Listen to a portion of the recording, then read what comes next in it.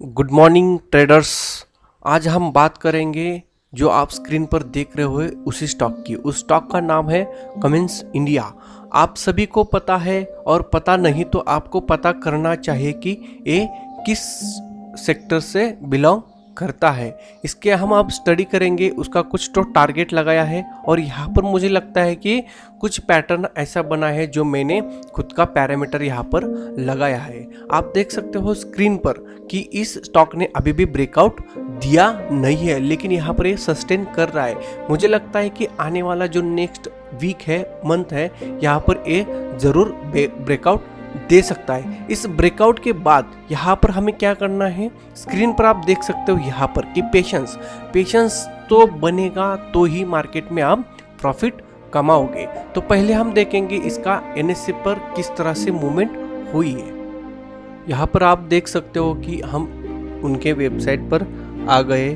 तो यहाँ पर आप सभी को पता है कि इंजीनियरिंग की ये कंपनी है जो कि पार्ट बनाती है, इंजन्स बनाती है, और भी इनका जो स्पॉट है ये महाराष्ट्र में सातारा में है। तो एक जो यहाँ पर आप देख सकते हो उनके स्क्रीन पर कि यहाँ पर इंजन्स यानी कि जनरेटर है, 2 व्हीलर 4 व्हीलर उनके पार्ट भी है जो छोटे छोटे एक पार्ट होते हैं।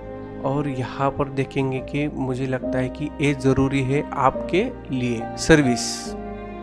इस कंपनी जहाँ हम इन्वेस्टमेंट करना चाहते हैं वो कंपनी का प्रोडक्ट क्या है वो हमें पहले पता होना चाहिए।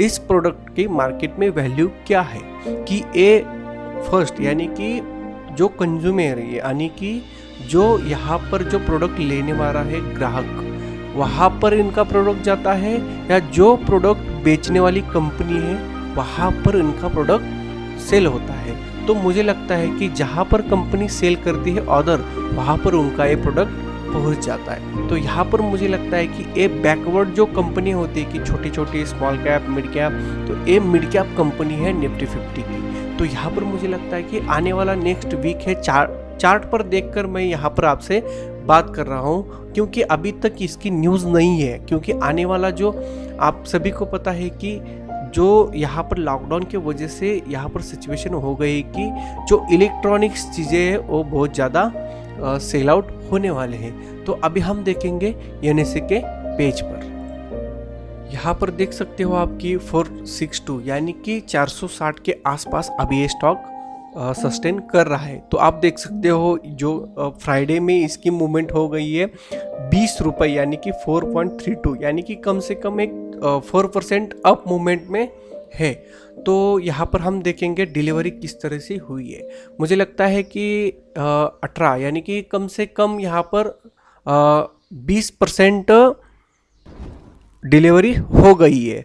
तो यहाँ पर जो ब्रेकआउट दिखाया है चार्ट पर, तो मुझे लगता है यहाँ पर हमें पेशेंस करना चाहिए। अब भी जिस प्राइस से ये माल खरीद सकते हो तो खरीद लो, कि यहाँ पर आपके हिसाब से डीमैट में होगा तो आप 100 क्वांटिटी खरीदो, 200 500। मुझे लगता है कि ये स्टॉक अच्छा है कि वन स्टॉक यहाँ पर 500 क्वांटिटी बाय करनी है। कम से कम यहाँ पर वैल्यूएशन होगी 2-2.5 लाख की। तो यहाँ पर हम इन्वेस्टमेंट करेंगे। आप देख सकते हो कि पीछे वीडियो हमने बनाई है वेंकीज की, किस तरह से टारगेट अचीव हुआ, और यहाँ पर हमें कम से कम 3 लाख प्रॉफिट हो रहा है। लेकिन यहाँ पर हम बुक नहीं करेंगे क्योंकि यहाँ पर मुझे लगता है कि और ऊपर जा सकता है, जो 200-300 पॉइंट हमारा थर्ड टारगेट अचीव हो सकता है। यहाँ पर हम देखेंगे अभी टेक्निकल एनालिसिस में किस तरह से पैरामीटर लगाए हैं। तो यहाँ पर हमें मुझे लगता है कि ऑप्शन चेन अभी की देखनी होगी, जो अक्टूबर है सीरीज। तो यहाँ पर ऑप्शन चेन इतनी ही क्लियर नहीं है। क्यों नहीं है? क्योंकि ये मिड कैप का स्टॉक है। जिस तरह से न्यूज़ क्रिएट होती है, क्रिएट किए जाते हैं, आ जाते हैं रिजल्ट, उस तरह से इसकी मूवमेंट होती है। लेकिन मुझे लगता है कि यहाँ पर बड़े प्लेयर अभी भी इन्वेस्टमेंट कर रहे हैं। मुझे आपसे बात करनी है कि यहाँ पर हमने पीछे वीडियो बनाई है खूब बहुत सारी। तो यहाँ पर आपने देखा कि जब भी म्यूचुअल फंड यहाँ पर इन्वेस्टमेंट करते हैं तो एक लंबी दूरी तक होते हैं। तो यहाँ पर आप देख सकते हो कि एसबीआई इक्विटी हाइब्रिड फंड, यानी कि एसबीआई का है जो हाइब्रिड है, यानी कि बहुत सारा वोलेटिलिटी, यानी कि कम से कम यहाँ पर वो 2 या 3 साल तक रुकते हैं। ऐसा ऐसा है प्रूडेंशियल। आप देख सकते हो कि स्टॉक में भी इसकी मूवमेंट है और मेरा एक फेवरेट स्टॉक है जो कि यहाँ पर मैं इंट्राडे की ट्रेडिंग से लेता हूँ। Sundaram mutual fund, UTI, Kotak है, आदित्य बिरला है और इस तरह से म्यूचुअल फंड इन्वेस्टमेंट कर रहे हैं। तो यहाँ पर 20 इन्वेस्टमेंट म्यूचुअल फंड है, तो यहाँ पर हमें भी इन्वेस्टमेंट करनी है। लेकिन म्यूचुअल फंड में आपको पता है कि ज़्यादा से ज़्यादा कितना प्रॉफिट आ सकता है, कम से कम 20% या 25-30%। लेकिन आप जब भी स्टॉक में इन्वेस्टमेंट करते हो तो आप सभी को पता है कि एक जो प्राइस की एक्शन हो रही वहाँ पर भी हमें प्रॉफिट मिल रहा है, डिविडेंड मिल रहा है, बोनस मिल रहा है। ये स्टॉक स्प्लिट होगा नहीं होगा आगे जाकर हम देखेंगे। स्टॉक स्प्लिट हो गया तो उसके बोनस शेयर्स भी हमें मिल सकते हैं। यहाँ पर मैं आपसे बात करना चाहता हूँ कि जो पब्लिक इन्वेस्टर है वो देखिए, क्योंकि यहाँ से ही मुनाफा निकल के आता है। तो यहाँ पर एफआईज है, DIS है, यहाँ पर फॉरेन म्यूचुअल फंड लगे हुए हैं। दोस्तों यहाँ पर ऐसा स्टॉक नहीं है, क्योंकि अभी तक मैंने बहुत सारे स्टॉक की स्टडी की है, लेकिन फॉरेन म्यूचुअल फंड यहाँ पर इन्वेस्टमेंट कर रहे हैं। और UTI भी है और यहाँ पर जो गवर्नमेंट सेंट्रल सिर्फ 2 स्कीम है, स्टेट गवर्नमेंट, NBFC वो भी है। तो यहाँ पर मुझे लगता है कि आप इन्वेस्टमेंट करो। अभी हम बात करेंगे टेक्निकल एनालिसिस। आप देख सकते हो चार्ट पर मैंने कुछ पैरामीटर लगाई है और इस तरह से एक ब्रेकआउट आ सकता है। अभी इसकी प्राइस चल रही है 460 के आसपास। ये मेरा लॉन्ग स्टॉप लॉस है, क्योंकि यहाँ पर मुझे लगता है कि कम से कम 1 साल तो रुकना चाहिए। जिस तरह से हमें 100-200% यानी कि ये जो प्राइस है अभी 460 की डबल या ट्रिपल यानी कि 3% से हमें यहाँ पर मुनाफा होना चाहिए। तो यहाँ पर हम देख सकते हैं कि आप ये टारगेट पहला टारगेट है यहाँ पर 750, यानी यहाँ से ऊपर कितना पॉइंट होता है, यहाँ पर 300 पॉइंट होते हैं। तो यहाँ पर मुनाफा निकल के आता है 75, यानी कि कम से कम 70-80% यहाँ से मुनाफा आता है जब मेरा पहला टारगेट अचीव होता है। मैंने और भी टारगेट ऊपर लगाए हैं, मैं दिखाऊंगा। लेकिन आप यहाँ पर स्टडी फोकस करो कि ये जो ब्रेकआउट आने वाला है, ये जो आप देख सकते हो कि कम से कम यहाँ पर 490 यानी यहाँ का ब्रेकआउट आना चाहिए।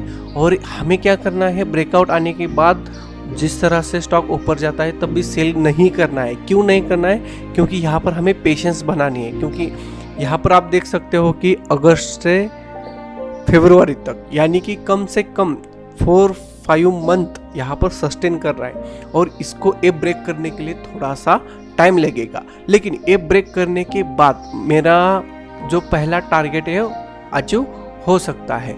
और यहाँ पर मैंने दूसरा भी टारगेट लगाया है जो यहाँ पर कम से कम 2 साल के लिए रुक सकते हैं, उनके लिए मैं ये टारगेट लगाया हूँ। तो यहाँ से यहाँ तक जो पेशेंस है, यहाँ तक कम से कम डबल मुनाफा तो हो ही जाता है, उससे भी ज़्यादा हो जाता है। लेकिन यहाँ पर हमें क्या करना है कि फर्स्ट टारगेट अचीव हो गया, यहाँ पर सस्टेन किया, तो हमें यहाँ पर एक हमारा 25 या 30% सेल आउट करना चाहिए। और इसका जो स्टॉप लॉस होगा यहाँ पर होगा। और यहाँ पर हम क्या करेंगे, यहाँ से सस्टेन कर दिया तो हम छोटी अमाउंट में और भी क्वांटिटी यहाँ पर बाई करेंगे। लेकिन यहाँ पर बनने के लिए आपको कम से कम 3 साल 2 या 3 साल तो आपको रुकना ही पड़ेगा, जिस तरह से ये टारगेट अचीव हो सकता है। लेकिन यहाँ पर जो न्यूज क्रिएट हो सकती है आगे जाकर, क्योंकि ये है अभी यहाँ पर मिड कैप का जो स्टॉक आपको पता है कि जो लार्ज कैप आने के लिए उसको बहुत मेहनत करनी पड़ती है। और एक बार ये लार्ज कैप में आ गया तो इसके बल्ले बल्ले हो जाते हैं। जिस तरह से यहाँ पर एक क्रिएट हो सकती है, तो हमें क्या करना है, सेकंड टारगेट अचीव हो या ना हो, लेकिन हमें थोड़ा सा नीचे यानी कि 20 पॉइंट ऊपर ही प्रॉफिट हमारा बुक करना चाहिए। क्यों करना चाहिए? क्योंकि ये है अभी मिड कैप। तो यहाँ पर इस तरह से टारगेट अचीव हुए हैं। चलो दोस्तों, ये वीडियो आपको अच्छी लगी तो लाइक करो। अभी तक इस चैनल को आपने सब्सक्राइब नहीं किया तो सब्सक्राइब करो। Thank you.